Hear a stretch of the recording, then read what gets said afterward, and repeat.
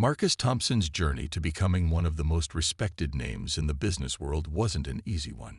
Born and raised in a small neighborhood in Detroit, Marcus grew up watching his parents work tirelessly just to make ends meet. His father fixed cars at a local garage, while his mother cleaned offices late into the night. From a young age, Marcus learned the value of hard work, determination, and resilience. He often helped his dad on weekends, tinkering with engines and learning everything there was to know about automobiles. Little did he know that this childhood passion would one day shape his destiny. As a teenager, Marcus dreamed big. While others around him settled for whatever jobs they could find after high school, Marcus had different plans. He took out loans, worked part-time jobs, and eventually enrolled in a business program at a nearby college. It wasn't glamorous. Most days, he survived on instant noodles and caffeine, but Marcus never lost sight of his goal: to build something meaningful, something that would not only change his life, but also uplift those around him. Years later, armed with knowledge, ambition, and unshakable confidence, Marcus stepped into the competitive world of entrepreneurship. Starting small, he opened a modest car repair shop in his hometown. At first, people doubted him. What does a young black man know about running a business? Some whispered. But Marcus didn't let their words discourage him. Instead, he poured all his energy into providing top-notch service, treating every customer like family, and going above and beyond to exceed expectations. Slowly but surely, word spread about the young mechanic-turned-businessman who genuinely cared about his clients. From that humble beginning, Marcus expanded his operations. He bought more shops, hired talented teams, and reinvested profits back into the community. Within a decade, he transformed his single repair shop into a chain of luxury car dealerships spanning multiple states. His name became synonymous with quality, trust, and innovation. Yet despite his meteoric rise, Marcus remained humble. He still drove the same reliable sedan he'd owned for years instead of flaunting flashy sports cars. And when asked about his success, he always credited his team and the lessons he learned growing up. One sunny afternoon, Marcus decided to pay a visit to one of his newest dealership locations, a gleaming showroom nestled in a bustling city center. The building looked impressive from the outside, with its glass walls reflecting the sky and rows of pristine vehicles lined up inside. This particular dealership was special because it marked another milestone in Marcus's career. It was proof that no matter where you started, anything was possible if you stayed focused and true to your values. But Marcus had another reason for visiting today. Lately, he'd been hearing whispers about inconsistencies in customer service across some of his newer branches. Some reports suggested certain customers weren't receiving the warm welcome or personalized attention they deserved. Determined to get to the bottom of things, Marcus chose to go undercover. Dressed casually in jeans, sneakers, and a hoodie, he wanted to see firsthand how employees interacted with ordinary visitors, not someone wearing a suit or flashing expensive accessories. After all, Marcus believed that real leadership meant staying connected to the ground level and listening to what people truly needed. With a deep breath, Marcus pushed open the glass doors of the dealership, ready to observe, learn, and lead by example. What happened next would test everything he stood for and leave a lasting impact on everyone involved. The moment Marcus stepped into the dealership, he couldn't help but admire how polished everything looked. The showroom sparkled under bright lights, with rows of luxury cars gleaming like jewels in a display case. Every detail seemed carefully planned. The sleek furniture in the waiting area, the fresh scent of leather and polish lingering in the air, and even the soft hum of classical music playing in the background. It was exactly the kind of atmosphere Marcus had envisioned when he acquired the location. But today, he wasn't here to soak in the ambience. He was here to observe. As Marcus approached the reception desk, his casual outfit drew a few curious glances from employees bustling around the showroom. Some were helping customers inspect vehicles, while others typed away at computers or chatted near the coffee station. A young woman sitting behind the counter greeted him with a polite smile. "Good afternoon. "How can I assist you today?" she asked warmly. Marcus returned her smile and replied, "Hi, I'm looking to speak with someone about maintenance services for my car. Do you have a manager available?" "Of course," the receptionist said, picking up the phone to call over the sales manager. While she waited, Marcus casually leaned against the counter, observing the interactions happening around him. He noticed how attentive some employees were toward well-dressed clients, offering them bottled water and guiding them through the showroom with enthusiasm. Others, however, barely acknowledged visitors dressed more casually, rushing past them without so much as a nod. A few moments later, a man in his mid-40s walked over. Dressed in a tailored suit and wearing an expensive watch, he introduced himself as Greg Whitman, the sales manager. His handshake was firm, but his expression gave away little warmth. "Hello, sir. I hear you're interested in our services," Greg asked, his tone clipped and formal. "Yes, that's right," Marcus replied, keeping his voice calm and friendly. "I own one of your models and wanted to check if you could handle routine maintenance." Greg nodded briefly and motioned for Marcus to follow him. As they moved toward a quieter corner of the showroom, Marcus couldn't shake the feeling that something felt off. Greg didn't ask any questions about what kind of vehicle Marcus owned or whether he needed urgent service. Instead, he kept glancing at Marcus's clothes, his simple hoodie and sneakers, as though trying to size him up. Once they reached a small seating area, Greg gestured for Marcus to sit down. Without bothering to pull out a chair himself, Greg crossed his arms and said, "We don't typically handle walk-ins for maintenance requests. You'll need to schedule an appointment online or call ahead." Marcus raised an eyebrow, intrigued by Greg's dismissive attitude. "Really? I thought this dealership prided itself on exceptional customer service. Can't we make an exception since I'm already here?" Greg shifted uncomfortably, clearly annoyed by the question. "Sir, I'm sorry, but company policy is clear. No appointment, no service. Next time, please plan accordingly." For a brief moment, Marcus considered letting it go. After all, he'd seen plenty of rude behavior during his years in business. But something about Greg's tone, and the way he refused to look Marcus in the eye, stirred a mix of frustration and disbelief. Deciding to push further, Marcus pulled out his phone and opened a photo album. Scrolling through, he found a picture of himself standing next to the previous owner of the dealership during the acquisition ceremony. The image showed Marcus shaking hands with the seller, surrounded by staff members applauding the new partnership. Without saying a word, Marcus turned the screen toward Greg. At first, Greg frowned, confused by the sudden gesture. Then, as realization dawned on his face, his eyes widened in shock. For several seconds, he just stared at the photo, his mouth slightly open, unable to form a coherent response. Marcus watched silently, studying Greg's reaction. He knew this moment would reveal a lot, not just about Greg, but about the culture within this branch of his company. And based on what he saw, Marcus understood that changes needed to happen sooner rather than later. Greg's face turned pale as he stared at the photo on Marcus's phone. His mind raced, trying to piece together how this casually dressed man in front of him could be the same person shaking hands with the previous owner of the dealership. It didn't make sense to him, at least not at first glance. The man sitting across from him looked nothing like what Greg had imagined a CEO would look like. No suit, no flashy watch, no entourage. Just a hoodie, jeans, and an air of quiet confidence that now felt far more intimidating than anything Greg had encountered before. For a moment, Greg was frozen, unsure of what to say or do. He blinked rapidly, as if hoping the image would disappear, but it remained there, undeniable proof of who Marcus really was. Finally, breaking the awkward silence, Greg stammered, Mr. Thompson, is that you?" Marcus nodded slowly, his expression unreadable. "That's right," he said calmly, slipping his phone back into his pocket. "I'm Marcus Thompson. I own this dealership, and all the others in the chain." The words hit Greg like a ton of bricks.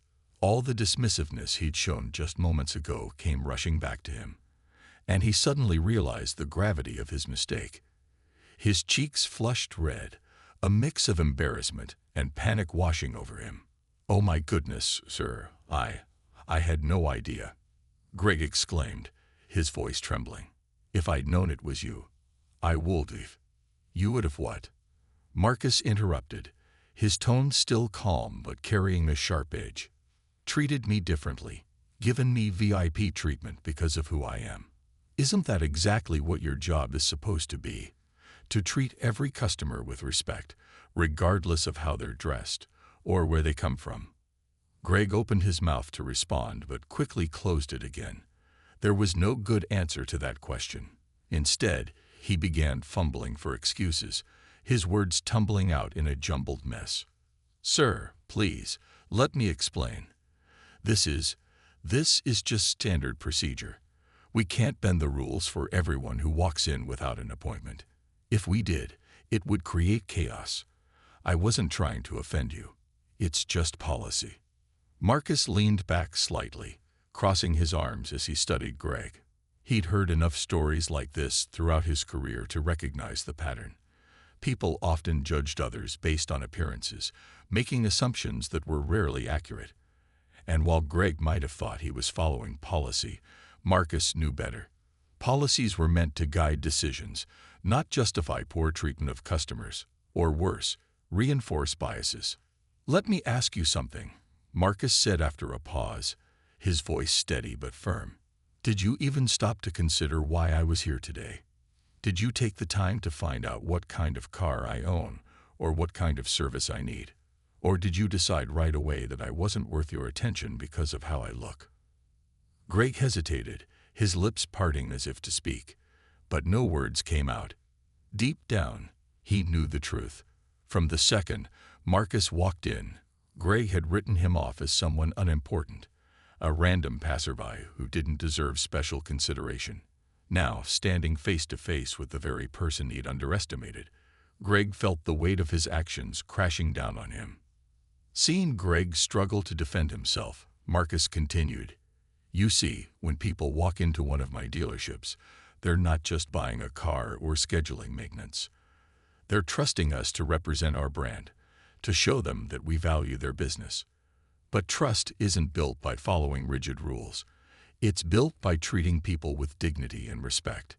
Every single person who walks through those doors deserves that, whether they're wearing a three-piece suit or a sweatshirt." By now, other employees nearby had started to notice the tension between Marcus and Greg. Some pretended to focus on their tasks, while others exchanged nervous glances. Word spread quickly among the staff. The guy in the hoodie wasn't just any customer, he was the boss. And judging by the look on Greg's face, things weren't going well for him. As Greg stood there, sweating under the weight of Marcus's gaze, he tried one last desperate attempt to salvage the situation. "Mr. Thompson, please believe me, this is a misunderstanding. I'll personally ensure you get whatever service you need. Right now, if you'd like." But Marcus shook his head, his expression unwavering. "It's too late for that," he said simply. "What's done is done. You'll have plenty of time to think about what happened here today, and why it matters." With that, Marcus rose from his seat, leaving Greg standing alone, humiliated and speechless. The room fell silent, except for the faint hum of the showroom lights overhead. Everyone knew this wasn't just about one bad interaction, it was about something much bigger. And Marcus was determined to make sure the lesson stuck. The tension in the showroom was palpable as Marcus stood up from his seat, his presence commanding attention. Employees who had been pretending to focus on their tasks now turned their heads discreetly, trying to gauge what would happen next. Greg, still reeling from the confrontation, looked like a deer caught in headlights, his face flushed, his hands trembling slightly at his sides. He opened his mouth as if to say something, anything, but no words came out. The weight of the moment hung heavy in the air. Without another glance at Greg, Marcus took a few steps toward the center of the showroom, where a cluster of employees had gathered. His calm demeanor masked the storm brewing inside him. This wasn't just about Greg's behavior. It was about the culture that allowed such dismissive attitudes to exist within his company. Marcus knew this was an opportunity to set things straight, not just for Greg, but for everyone watching.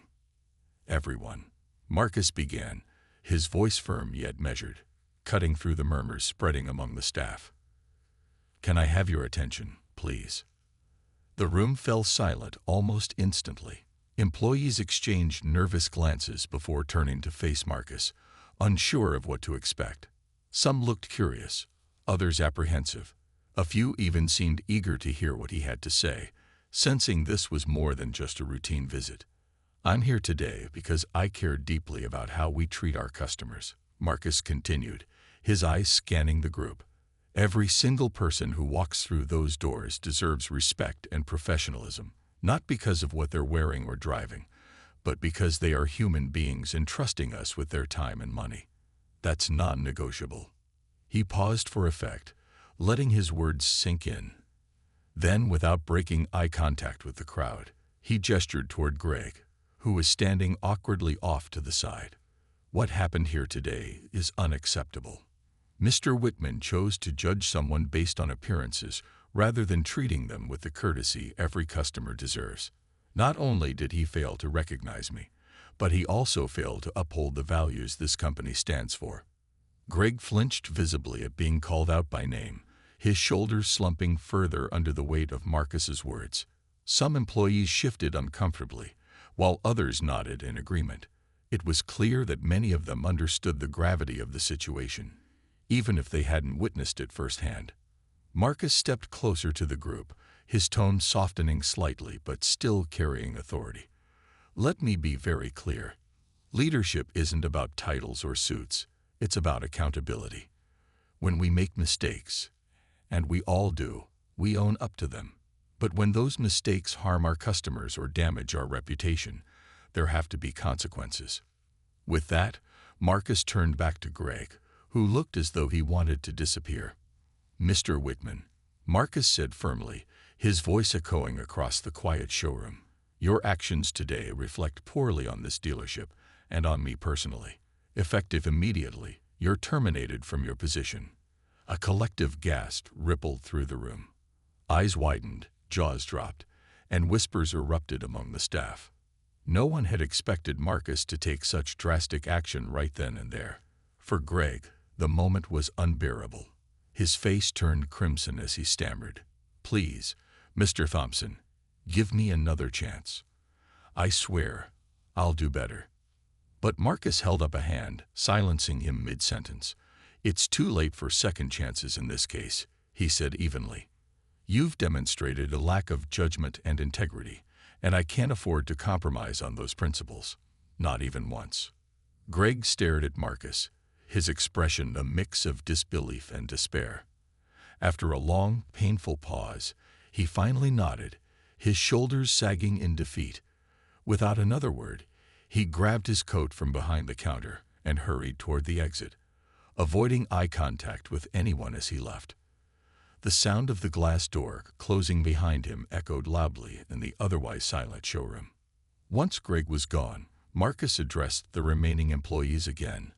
"I know this might feel uncomfortable," he admitted, his tone softer now.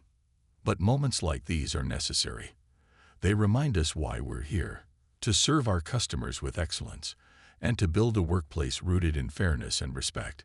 If any of you ever find yourselves questioning whether someone deserves your best effort, remember this: it's not your job to decide. Treat every person who walks in here like family, because that's exactly what they are, the lifeblood of this business." As Marcus spoke, the mood in the room began to shift. Employees who had initially felt uneasy now nodded along, inspired by his passion and conviction. By the time he finished, the atmosphere had transformed from tension to determination. Everyone understood the message loud and clear. Change was coming, and they were going to be part of it. After the shock of Greg's dismissal settled, Marcus wasted no time in addressing the deeper issues within the dealership. He knew firing one person wasn't enough to fix the problem. It was only the first step toward creating lasting change. With a calm but resolute demeanor, Marcus asked the remaining employees to gather in the conference room at the back of the showroom. The space was small but functional, with a long table surrounded by chairs. As everyone filed in, there was an undeniable buzz of nervous energy. Some employees sat quietly, avoiding eye contact, while others whispered among themselves, speculating about what might come next. Once everyone was seated, Marcus stood at the head of the table, his posture relaxed but authoritative. "I want to start by thanking all of you for staying," he began, his voice warm and sincere. "What happened today wasn't easy. For me, for Mr. Whitman, or for any of you who witnessed it. But I believe challenges like this give us opportunities to grow stronger as a team." He paused, letting his words sink in before continuing. "Now I'd like to hear from you. How do you feel about what happened? Are there things happening here that I should know about? Things that don't align with the values we're supposed to represent?" At first, no one spoke. The room was so quiet that the faint hum of the air conditioning seemed loud. Marcus waited patiently, his gaze steady but kind. Finally, a young woman named Lisa, one of the newer sales associates, raised her hand hesitantly.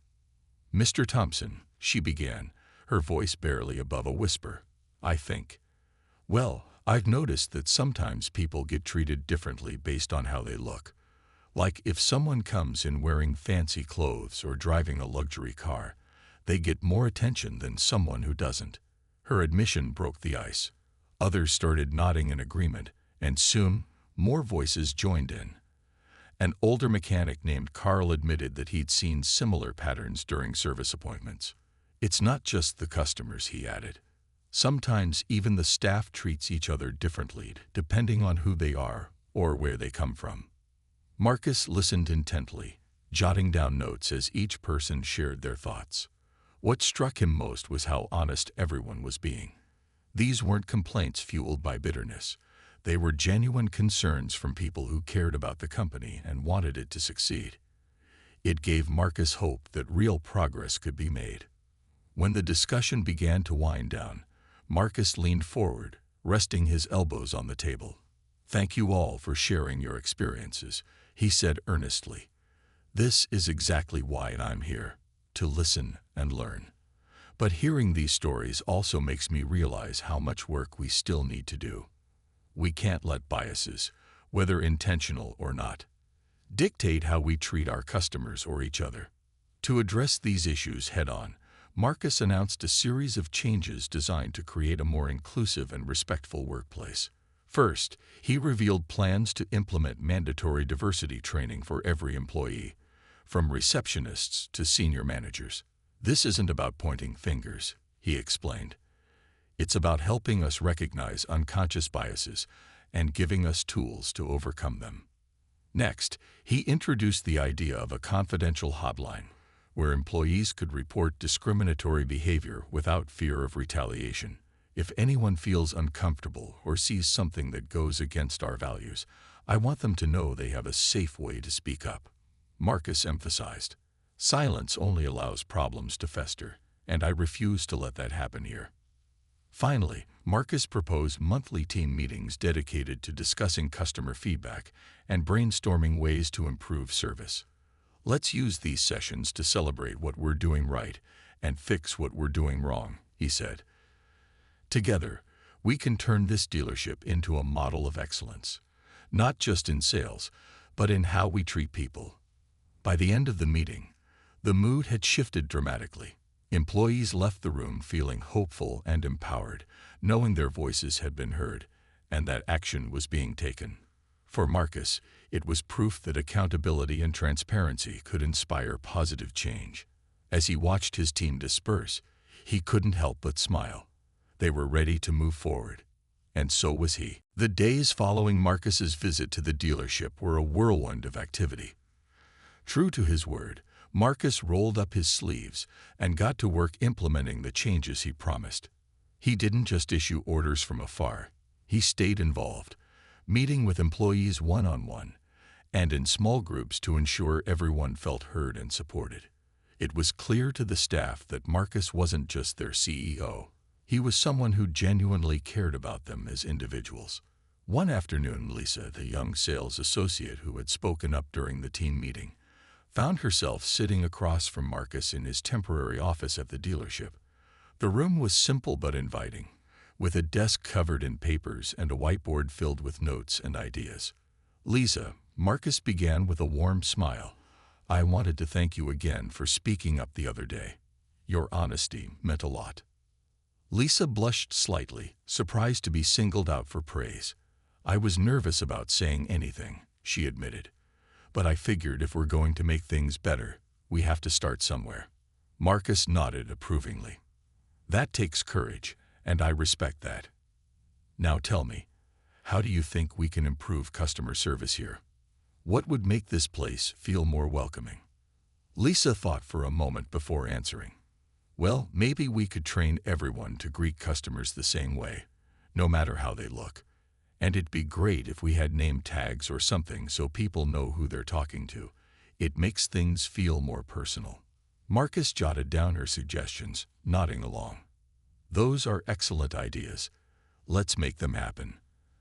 By the end of their conversation, Lisa left feeling valued and motivated, ready to contribute even more to the team's success. Meanwhile, Carl, the mechanic who had also voiced his concerns, found himself leading workshops for the service department on how to communicate better with customers. At first, Carl was hesitant. He wasn't used to being in the spotlight, but Marcus encouraged him to share his decades of experience. "You've been doing this longer than most of us," Marcus told him. "Your insights are invaluable." Under Carl's guidance, the mechanics learned practical ways to explain complex car issues in simple terms, ensuring customers felt informed rather than overwhelmed. They also practiced active listening techniques, which helped build trust and rapport. Slowly but surely, the entire team began working together like a well-oiled machine. As the weeks went by, Marcus noticed subtle yet meaningful shifts in the dealership's atmosphere. Employees greeted each other warmly, regardless of rank or background. Clients were welcomed with genuine enthusiasm, whether they drove a beat-up sedan or a brand-new luxury SUV. Even the reception area seemed livelier, with fresh flowers on the counter and upbeat music playing softly in the background. To reinforce these positive changes, Marcus introduced a recognition program called Customer Champions. Each month, employees who went above and beyond to provide exceptional service were celebrated with awards and bonuses. The initiative not only boosted morale but also inspired healthy competition among the staff to deliver their best work every day. But perhaps the most impactful change came when Marcus hosted a community open house at the dealership. Families from the surrounding neighborhoods were invited to tour the facility, meet the team, and learn about automotive care through interactive demonstrations. Local businesses set up booths outside, creating a festival-like vibe. For many attendees, it was their first time stepping foot into such a high-end showroom, and Marcus made sure they felt right at home. By the end of the event, dozens of new relationships had been forged, not just between customers and employees, but also within the community itself. People left with smiles on their faces, carrying goodie bags and coupons for future services. More importantly, they left with a renewed sense of connection to the dealership and its mission. For Marcus, the transformation was proof that accountability paired with compassion could create real change. The once troubled branch was now thriving, thanks to a team united by shared values and a leader committed to lifting them up. As Marcus locked up the showroom late that evening, he allowed himself a quiet moment of pride. This wasn't just a win for the business. It was a win for humanity. Word of what happened at Marcus Thompson's dealership spread like wildfire. It started with a single post on social media. A customer who had witnessed part of the incident shared her account, describing how the humble-looking guy in a hoodie turned out to be the CEO and stood up against unfair treatment. Her story quickly gained traction, sparking curiosity and admiration. Local news outlets picked it up next, framing it as an inspiring tale of leadership and accountability. Headlines like "CEO Goes Undercover," "Fires Manager for Discrimination" dominated feeds across the country. As the story went viral, Reactions poured in from all corners. Supporters praised Marcus for taking a stand against prejudice and using his position to drive meaningful change. Many shared personal stories of facing similar biases in stores, restaurants, or workplaces, expressing gratitude that someone with influence was finally addressing the issue head-on. Social media hashtags like #FairTreatmentForAll and #LeadByExample began trending, with people tagging Marcus's company in posts thanking him for setting a new standard in corporate responsibility. But not everyone agreed with Marcus's actions. Critics argued that firing Greg on the spot was too harsh, claiming he deserved a second chance.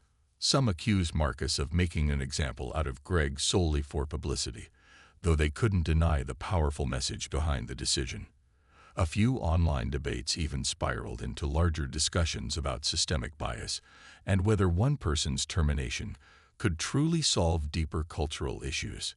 Amidst the noise, Marcus remained calm and composed. He knew controversy came with the territory when you took bold steps, but he refused to let negativity distract him from the bigger picture. To address the growing chatter, Marcus released a carefully crafted public statement. In it, he acknowledged the mixed reactions while reiterating his commitment to fairness and equality. "This isn't about punishing one individual," Marcus wrote. "It's about holding ourselves accountable to higher standards. No one should ever walk into a business, any business, and feel unwelcome because of how they look, dress, or speak. I didn't make this decision lightly, but I believe it sends a clear message. Respect is non-negotiable." The statement struck a chord with readers, further amplifying the conversation. Influencers and thought leaders joined in, praising Marcus for his transparency and courage. One prominent business analyst called him a model for modern leadership, emphasizing the importance of CEOs prioritizing ethics over optics. Another commentator noted how rare it was for executives to take such decisive action publicly, calling Marcus's approach both brave and necessary. Local television stations invited Marcus to appear on morning shows to discuss the incident and its aftermath. Though initially hesitant, he preferred staying behind the scenes. Marcus accepted a few interviews to ensure his message reached as many people as possible. During one segment, the host asked him directly, "Do you think firing Greg will actually change anything? Or was it just a quick fix?" Marcus leaned forward slightly, his expression thoughtful but firm. "Let me be clear, firing someone doesn't automatically solve systemic problems, but ignoring those problems makes them worse. What happened here wasn't just about Greg. It was about sending a signal to our team, our customers, and the industry that we won't tolerate behavior that undermines trust and respect. Real change takes time, effort, and consistency. This is just the beginning." His words resonated deeply, earning applause from viewers and reinforcing his reputation as a leader unafraid to challenge the status quo. The interview clips were replayed countless times online, drawing even more attention to the story. By the end of the week, Marcus's dealership chain saw a noticeable uptick in inquiries and foot traffic, with many citing his actions as a key reason for their interest. Beyond boosting his own business, Marcus's stance inspired other companies to reflect on their practices. Several major corporations announced plans to review their diversity training programs, while smaller businesses reached out to Marcus for advice on fostering inclusive environments. His story became a catalyst for broader conversations about equity and representation in the workplace. For Marcus, the media attention wasn't about fame or validation. It was about creating momentum for lasting change. As he scrolled through messages of support and gratitude from strangers around the world, he felt a renewed sense of purpose. This moment wasn't just about him. It was about proving that standing up for what's right could spark a ripple effect, encouraging others to do the same. And that, he realized, was worth every bit of the scrutiny. Months had passed since the day Marcus Thompson walked into his dealership incognito, and the impact of his actions continued to ripple far beyond what anyone could have anticipated.